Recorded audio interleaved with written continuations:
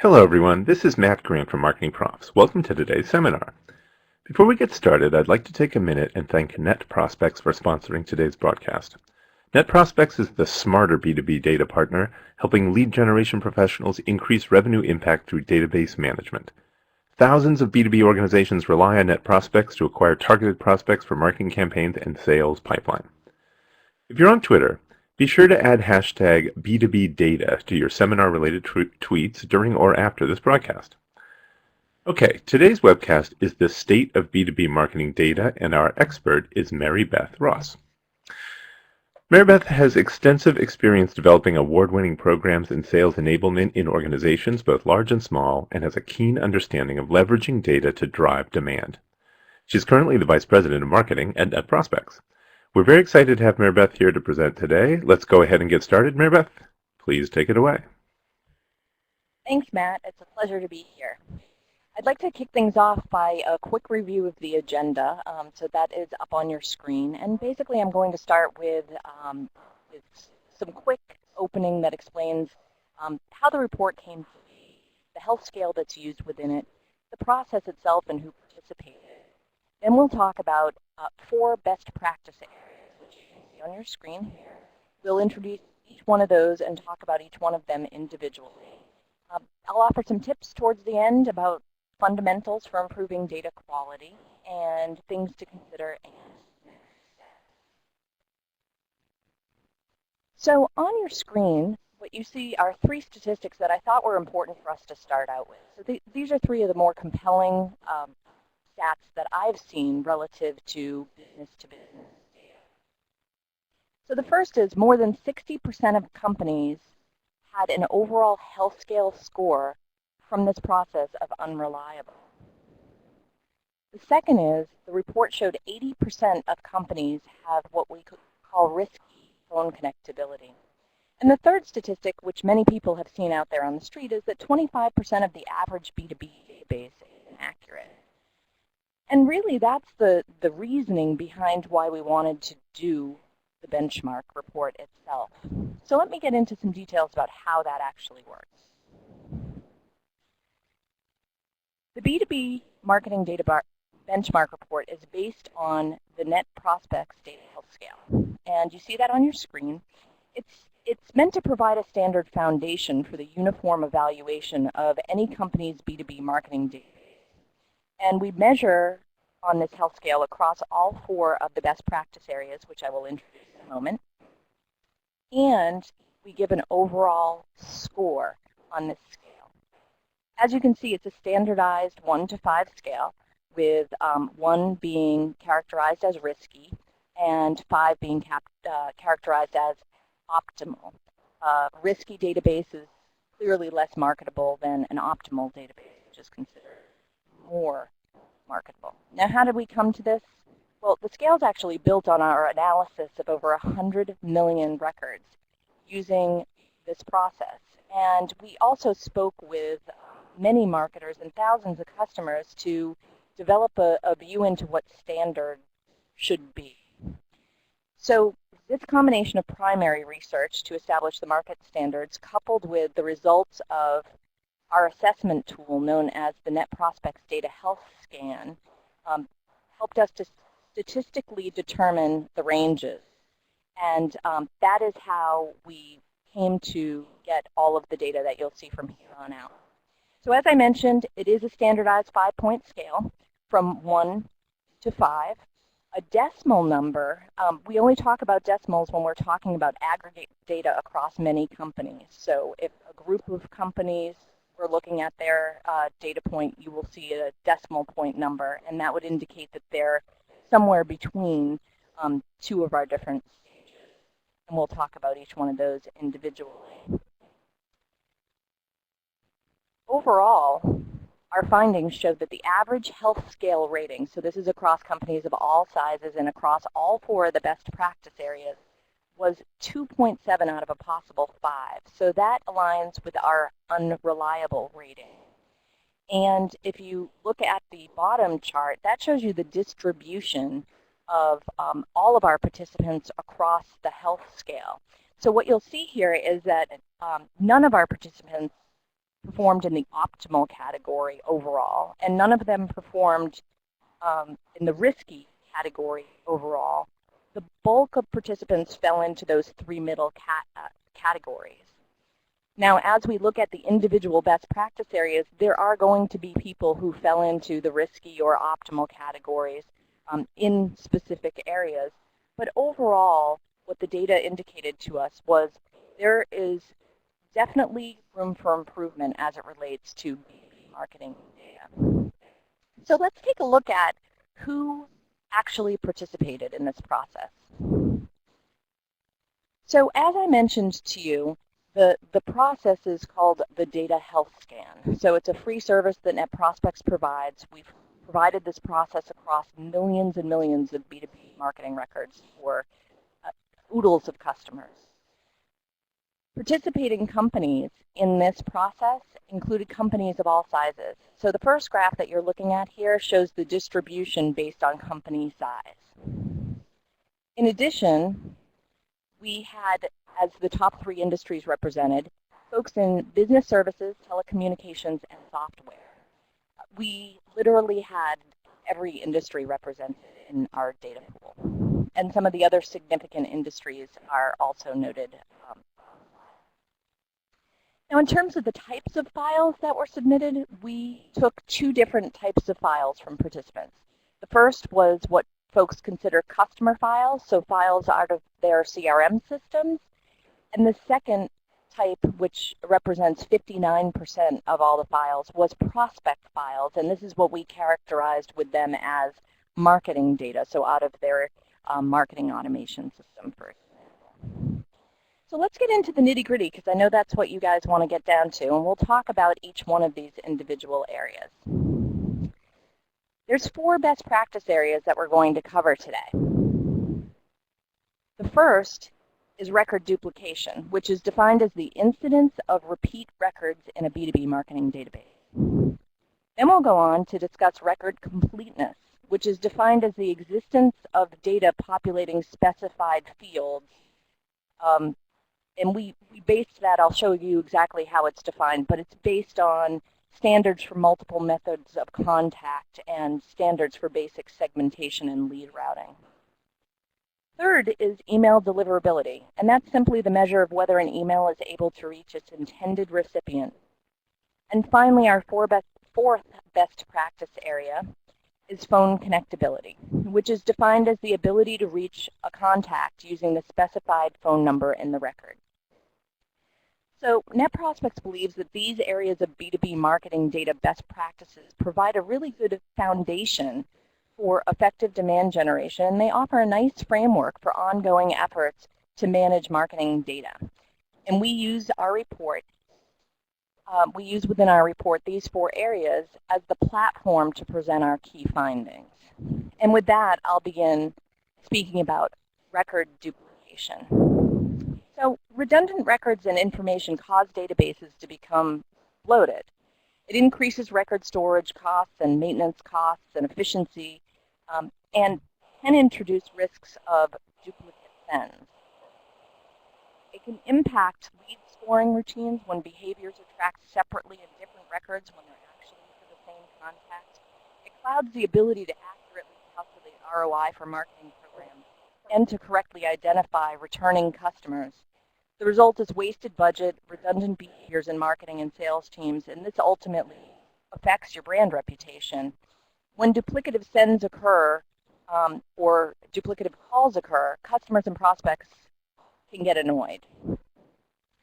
So I'm happy to say that based on the health scale, participant companies ranked as an average of 4.3 out of 5. This rating indicates that more than half of the participants eliminated duplicates from their database, which is just a fantastic statistic. And others have significantly reduced the instances of duplicates in their database, and thus the associated risks that I just spoke of. We believe that this is because many companies employ marketing automation, or they have an email service provider solution which has helped them to control and manage and identify the occurrence of duplicates. And the success seen in this best practice area gives us hope that companies of all sizes can find ways to address duplicates in their own database. If they haven't done so already, they can do this by implementing a repeatable process to review and deduplicate their data regularly. But marketers that don't have the necessary tools or aren't using them face a disadvantage as it relates to redundant records. And record duplication is common, and it requires focus and resources to eradicate. And I think the important point here, looking at the top chart, when we look at the distribution of the scores, is that while folks did perform very well, 52% have nearly eliminated duplicates, there are still folks who are struggling in this area. And Mary Beth, I wanted to jump in here just for a sec and ask a question about this, because first of all, as I understand it, in terms of the data health, companies are doing their best in this duplication area. And it sounds like what you're saying is part of that has to do with marketing automation, the fact that this is one element specifically that where there's a usually very easy technical fix.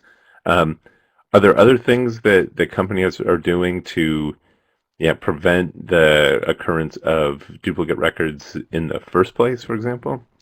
Well, there definitely are, and one of the things that we'll talk about later in this webinar is the things that people can do to identify and manage the inbound sources. I think that's a really good point, Matt, that it's not just about reactive behaviors as a result of what's currently in your database, but you should be thinking about the management of your data as a more proactive. So how can I prevent this stuff from happening to begin with? Right. So it's not just a question of constantly going back and fixing and cleaning it up. You want to see what you can do to actually make sure the data is coming in clean to begin with. Right. Nobody likes to be the cleanup crew, right? Exactly. All right. So thanks. Please proceed. Yeah, sure. Let's move on to record completeness. So this is the second best practice area we'll talk about today. And today, as you know, contact records are used for more than simply getting in touch with a prospect or customer. And so on the screen, what you see is the definition that we used for a complete record. And how this came to light is we did some primary research and spoke with hundreds of marketers and asked them, what are the fields that you mostly employ for your lead routing, your content serving, analytics, segmentation, or for customizing prospects' experience with your customers, with your company rather. And so this is the established, bare bones basics of what we believe record to completeness to be. And using this standard, when people submitted their databases for the data health scan, we compared their database completeness to this standard to give them a score. And I'd just like to point out that incomplete data presents challenges at all stages of the marketing and sales funnel. And if you think about how a lead leaves marketing and enters sales, if the record doesn't have all of the information it needs and you're not addressing within your lead scoring model that the record be complete, you're passing along leads to sales that may not have all the information that they need to do their job. And as a result, you can see low conversions or leads incorrectly routed to sales, and it perpetuates a bad relationship between sales and marketing. So, folks have skin in the game to address this. So let's look at the scores. So interestingly, we saw some differing levels by industry here, and that wasn't the case with each one of our best practice areas. But we do see that here. Manufacturing and telecom scored 3.5 and 2.8 respectively. So in English, what that means is manufacturing scored in our questionable category, telecommunications scored in our unreliable category. Now conversely, media and internet came in at a 2.0, which is firmly in that unreliable category, and they were tied with energy, raw materials, and utilities. And so these are folks that could use some improvement in the area. overall, here's the distribution. About 7% of our participants scored in the optimal category. Conversely, 11% were in that risky category. And then the bulk of folks sat in the middle 3 categories. So overall, what we saw for an average health scale score was 2.5 across all industries and companies. And what this represents is impairment related to lead scoring, routing, and segmentation. In fact, in this case, 61% of participants were rated as unreliable or risky. And what that equates to in terms of record completeness is that 35% or more of their records were incomplete. And that's an unfortunate statistic. I mean, we know that because data comes in from a variety of sources, you're not always going to have a complete data file for every single record, that you expect to maybe build it over time. But these records that were shared with us were records that were being currently used for marketing efforts. And another important point here, too, is, as we talked about record duplication and the ability to identify duplicate records, there's a relationship between duplication, record completeness, and record accuracy. The more complete your record is, at least in terms of the data points, the better chance there is a software system or a human that can help to identify the duplication. So having a strategy around removing duplicates, as we already discussed, is really founded in efforts around having complete records as well. All right. And Mary Beth, I had a couple questions about this completeness issue. One thing was, I noticed in your report is that you said that companies tended to have more complete records when it came to their prospect data, as when you compare that to their customer data. Was I reading that correctly? Actually, we didn't see what I would call a statistically significant difference between those two parties, although the score was slightly different, but it wasn't important enough, I think, to call out here. Okay, fair enough. And but also, it seemed like what you were saying too is, like, when we're looking at the costs of, say, incomplete records, first of all, there's just this inefficiency within the database itself. Plus, you may have an inflated idea of how robust your database is if a lot of the records, 61% or so, are incomplete or something like that. But it seemed like you were also making the point that without this, your marketing is going to be much more effective the more targeted it can be. And this is the sort of thing that has a direct impact, it seemed to me, on marketing effectiveness, just because it doesn't allow you then to accurately segment, as you mentioned, and then target your marketing efforts. Exactly. And, today's marketing is all about content marketing, and the ability to segment your list and really understand your different buyers and what makes them tick is an important part of being an effective marketer. And if you lose resolution on those individual records because you don't have their proper title or the industry that they're in, or, whatever other field that you use for your segmentation, the best you can do is guess in terms of what their interests are. So the chances of you sending them correspondence that is not highly relevant to them is increased by not having a complete data file. Right. All right. Thanks. Please proceed. Sure. So we're moving into the email deliverability now, which I'm sure everybody wants to hear about. So let me start by saying, why does email deliverability matter? Well, the impact of poor email deliverability is significant, and essentially it includes a few important points. The first is inability to reach customers and prospects. The second is missed goals in terms of demand generation efforts. And the third is sender reputation damage from a high incidence of bounces. And so we saw some interesting things here that I'm excited to share. Overall, the results of the study indicated that there were issues in this best practice area that are introducing unnecessary risk into companies' email marketing programs. The average company database deliverability was 72%. And that means that 28 out of 100 emails that were sent from that data set would result in an undelivered email. Well, so how does this happen?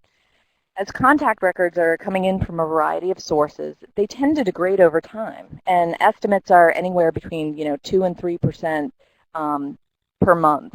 So maintaining accurate contact information can be difficult, but it's imperative to marketing outreach. Marketing automation and ESPs help to hide some of the errors in terms of identifying your hard bounces and no longer sending to those particular addresses. And while that adds value to ensure that marketers aren't continuing to negatively impact their send reputation, it doesn't address the adjacent issues, so such as the costs associated with storing email records that you don't need to have in your system, or missing campaign goals, or, like I said, the damage to sender reputation from the initial bounces that happened. More importantly, though, is that with a high instance of erroneous emails, companies can fall short of their marketing revenue goals because they're just not reaching their target buyers. So the need to weed out the bad stuff's still there, and the need to identify good emails to send to still exists. So as we looked at the data, what you can see on the screen here in the lower chart is that the average score by company size varied just a little bit.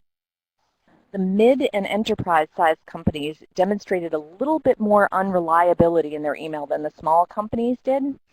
And so, we obviously talked with those customers to try to find out what they thought the root cause was behind it. And the hypothesis based on those discussions is that, from what we can tell, the smaller companies are just having an easier time managing their databases because they're smaller.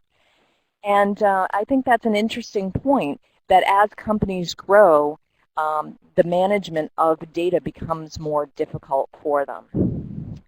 So another interesting statistic was, here's another place where we saw some differences by industry.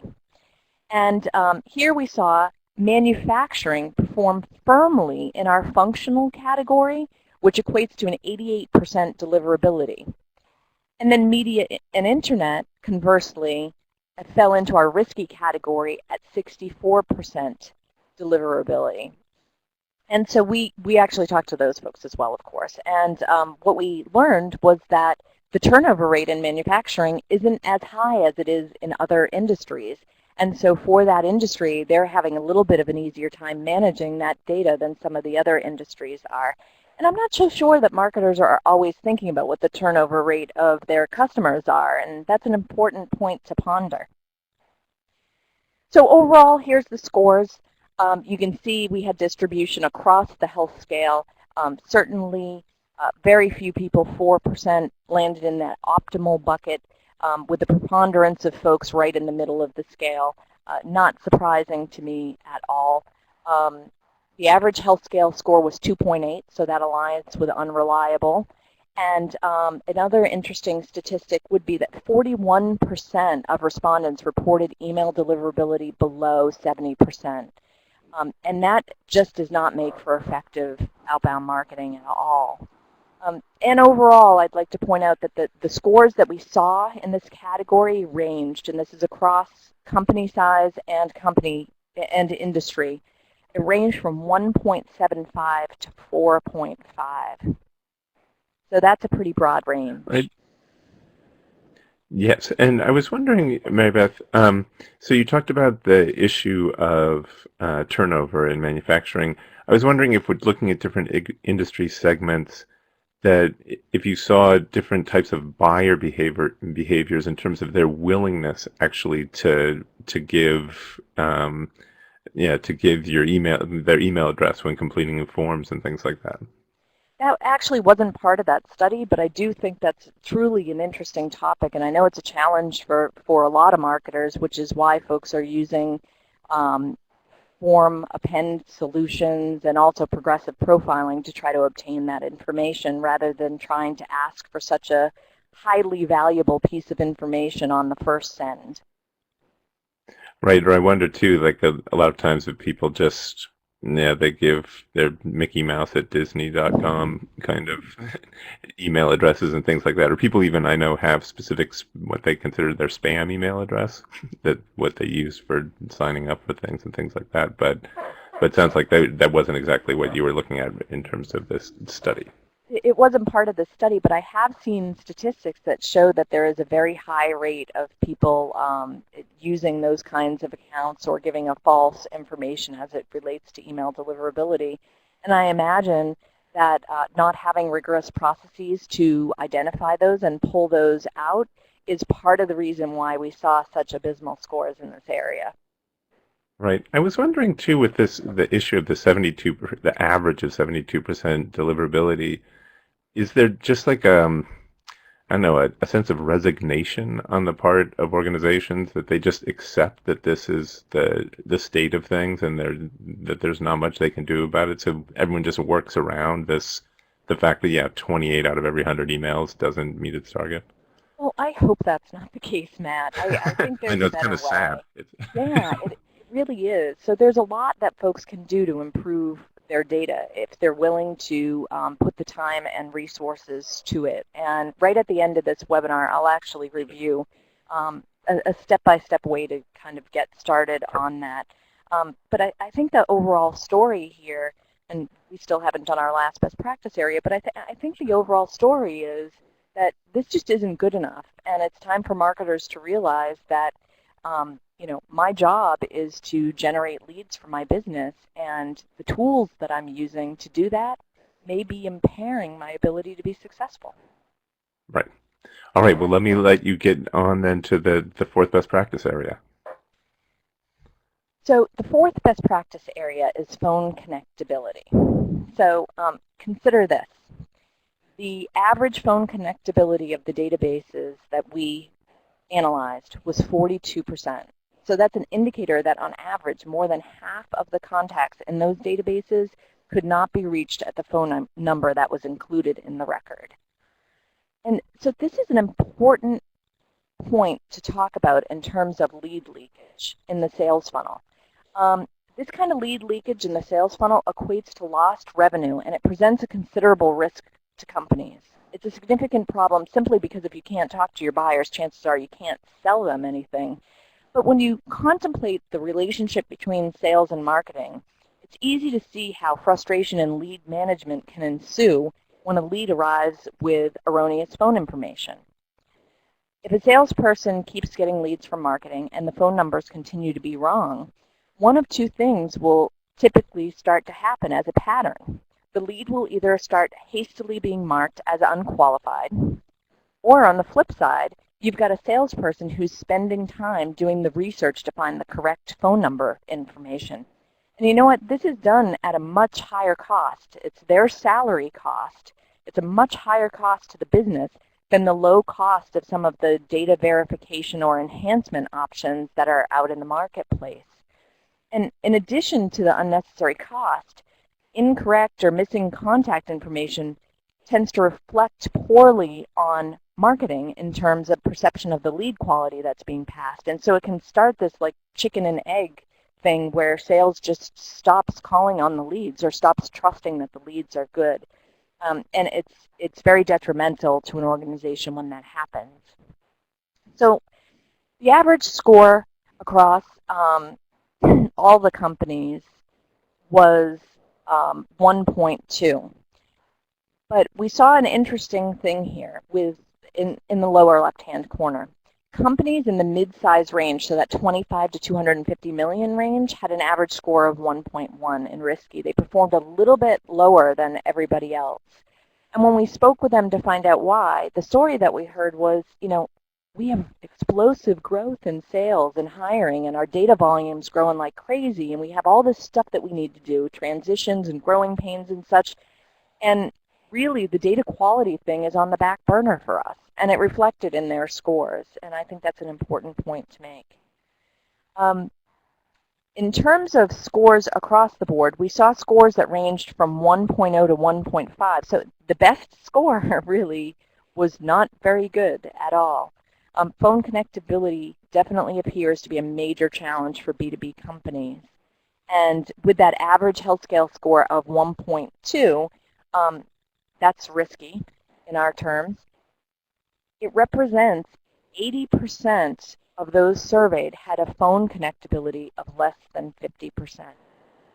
And so In terms of customer versus prospect records, we'd actually hypothesized before we looked at the data, we thought we'd see stronger scores around customer databases because naturally, you have an existing relationship with them and such. But we actually ended up seeing that they performed similarly to the prospect databases. And this came as a surprise to us. And from our perspective, this represents an additional risk to companies in terms of connecting with their customers to ensure satisfaction or to expand or renew their existing relationship. And so that was concerning to us. But overall, phone connectability was the weakest area for B2B companies that participated. Hey, Mary Beth, we did get a question from one of our participants specifically about this, how you define phone connectability. And she wanted to know, this Kelly wants to know, do you mean it's the phone number reaches the correct company, or does it have to go all the way down to the correct contact? It's actually both. So Okay. we handled, based on the phone number that was provided to us, the end goal that we were trying to get is, can you get to this person based on the phone number that was given? So in some cases, folks were giving us direct dial numbers and we assessed those. And in other cases, they would have a main phone line that you could, press their extension or whatever to get to them directly. Okay, cool. And since I know we're going the final stretch here, I'll just let you continue on to sort of what people can do to address these issues. Great. Thanks, Matt. So fundamentals for improving data quality. Let's face it, folks, this stuff is not easy. And we know that, and I talk to hundreds of marketers every year about how difficult of an area this is for them. So what we tried to pull together on this slide was a framework for you guys to think about improving your data. So the first point is to identify and evaluate all the sources by which records come into your database. And so while that seems somewhat intuitive, the process of documenting this and making sure that everybody in your organization is aligned about what all those sources are is a first good step to getting everyone sort of organized around thinking in the right direction. Once you've done that, establishing company standards becomes really important. And so these company standards, you'll want to be establishing these across both sales and marketing. And you should have standards for record completeness, the validity or accuracy of data, and the freshness of data. And where you can, if you can incorporate these things into your lead scoring model, that will help even more in terms of keeping things aligned. The third is conducting regular cleansing of the database. And the recommendation that we've been making to folks is that quarterly or more is the best way to stay ahead of it. I said the statistic earlier in the discussion that 2% or more of the records in a database degrade per month. And if you think about cleansing as an annualized activity, then by the time you get around to cleaning it, 25% of your data is bad. And so getting ahead of it by doing it at a regular cadence is a really, really smart way to not impact your programs. Now, if you're a company that is doing very, very high volume activity and you have a large database that's growing quickly, you may find that even more than quarterly is more suitable to your needs. Fourth is explore methods to improve data that's coming into your database.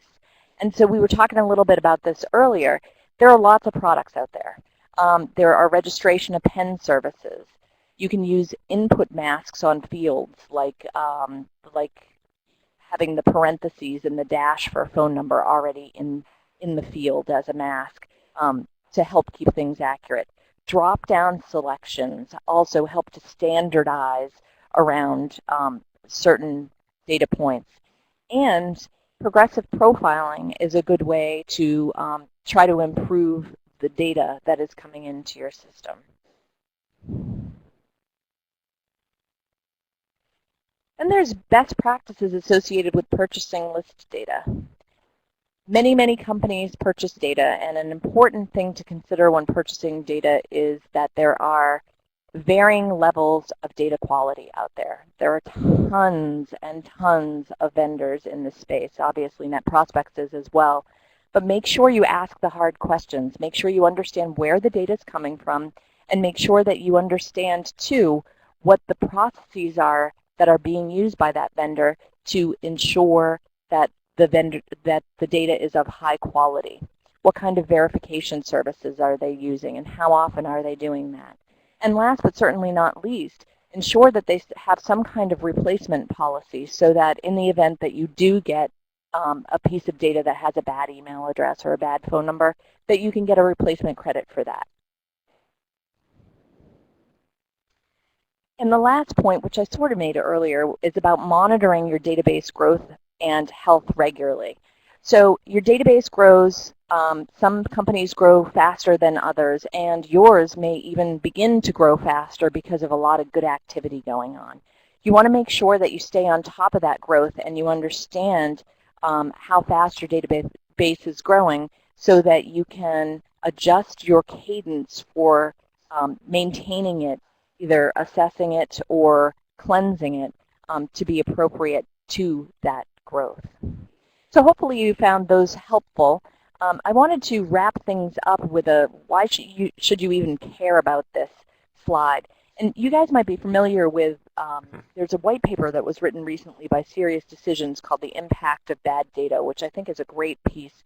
And in it, it had some great statistics. And first it said, it takes $1 to verify a record as it's entered into your database. It takes $10 to cleanse and dedupe it at a later point in time. And if you do nothing, it's $100 impact on your company. So the net is that it's imperative that data hygiene be a proactive company initiative rather than an afterthought or a one-time activity. And these statistics and some of the other stuff we've discussed today really underscores the importance of addressing data quality proactively before its impact is felt.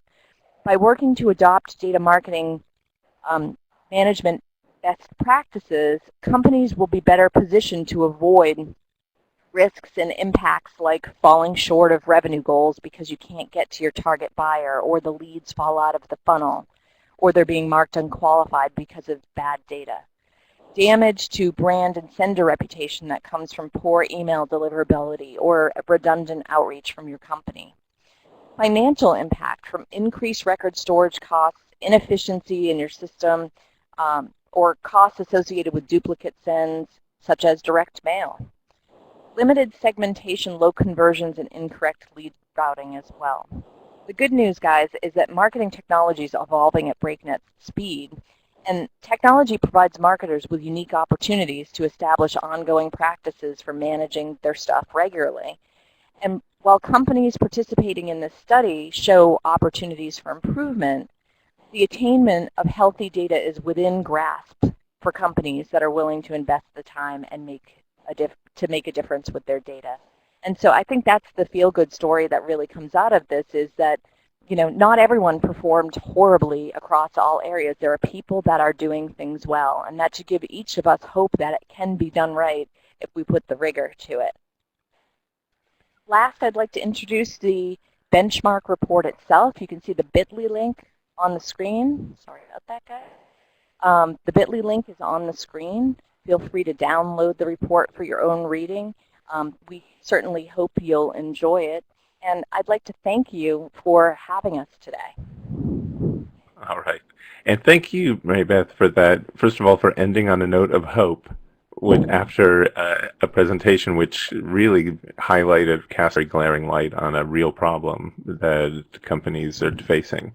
So my first question I had, though, had to do with, you talked about this, like data quality and data hygiene becoming a company initiative. I know in the report and also in your presentation you talk about how imperative it is for marketing and sales to work together to make sure the right data is being input, that we're actually paying attention to incomplete records and highlighting them and getting them filled and all these other things.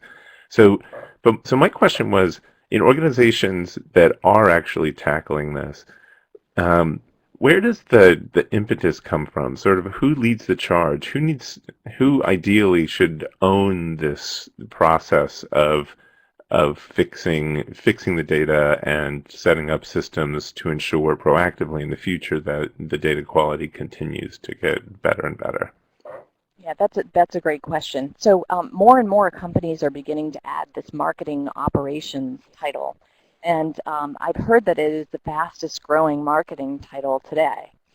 And many companies that are standardizing around this and hiring a head of marketing operations, director or VP, are putting the responsibility for managing the data and the marketing systems in the hands of this individual. Okay. And by doing that, they're really they're saying this is an important initiative for us as a company, and here's the resources that are dedicated towards making it happen. And as I spoke with marketing operations folks, what I've actually learned is that their performance oftentimes has metrics in it associated with data quality. And I thought that that was a really, really interesting point. And I heard that from several marketing operations folks just recently. Right. So then that goes back to you got to measure what you manage kind of thing if you Yeah, want there people you to go. care about it. Yeah. So we got some great questions from the audience. First of all, Nicole asked, what tools are available in the marketplace now for contact level verification? For example, she asked, how do you know Mary Beth Ross is still at NetProspex? And how do you know her title is still VP of Marketing? I mean, if your Right, name not just is because I'm Mary doing Beth this Ross. webinar, right? Yeah, exactly. I believe it's you, Mary Beth, but it could be an imposter. Yes, it's an imposter. So, Nicole, that's a great question. There are a variety of companies out there that offer these kinds of services. Unabashed Commercial, NetProspex actually provides this as a service.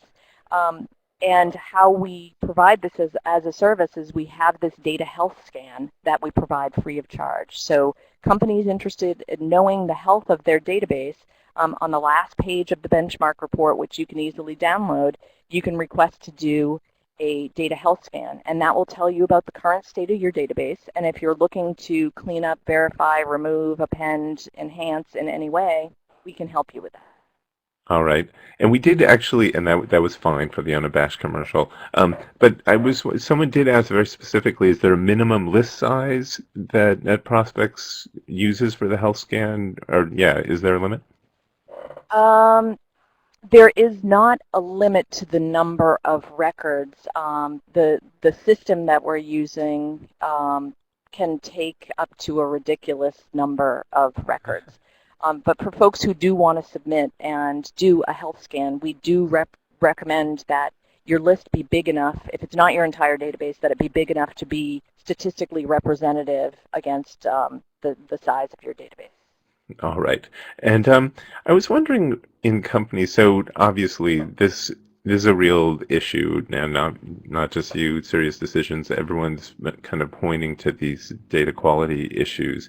And yet it seems that the companies, like I said earlier, they might have resigned themselves to this, or they just take it as a matter of course. If we're getting stuff through the internet, we're going to accept that 50% of them are useless.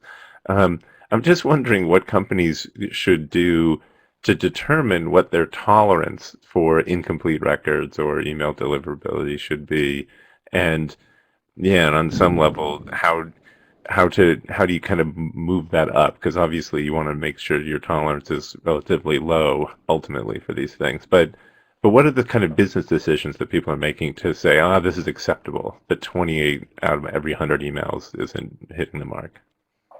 Got it. So you said it best that every company sort of has their own standard, right? And so that may vary by company. One of the factors that is driving that is ESPs and marketing automation providers have their own standards that they're imparting on their customers in terms of expectations for deliverability. Now, in terms of how to manage that going forward, every marketer should be looking at the deliverability of any email that they send, and if it's not what they expect it to be, they should be trying to take action immediately to rectify that, or at least suppress the hard bounces. And the use of services like those I've already described to help improve things is helpful too. But I really think that there are other tools, progressive profiling, for example, where you're not asking people to send you their phone number and their email address on the first thing that they download off your website. You're going to engage and build a relationship with them and a level of comfort so that they become a hand raiser. And at that point of them becoming that hand raiser, they're comfortable giving you the right information rather than, Mickey Mouse at kind of information. And so I think that's important to employ. There's also some good services, and NetProspex offers one of these as well for Eloqua, where you can do registration appends. And so the idea there is that you can shorten your form, because the longer your form is, the more people will abandon. You can shorten your form down to the more critical things that you want to ask. And as long as you identify a couple of contact fields, you're able to fill in the gaps using an append solution. And so that's something that I've seen a lot of folks starting to adopt as a way to either double check an email that they've already received, or to append it and just ask for a different data point instead. Right. Interesting.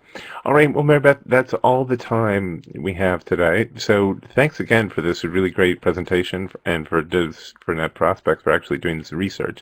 Everyone, I really hope you enjoyed today's seminar sponsored by NetProspex. We truly value your feedback, so please fill out our very quick survey listed here in the slide. Thanks again to everyone for joining us, and we hope to see you again very soon. Have a great day.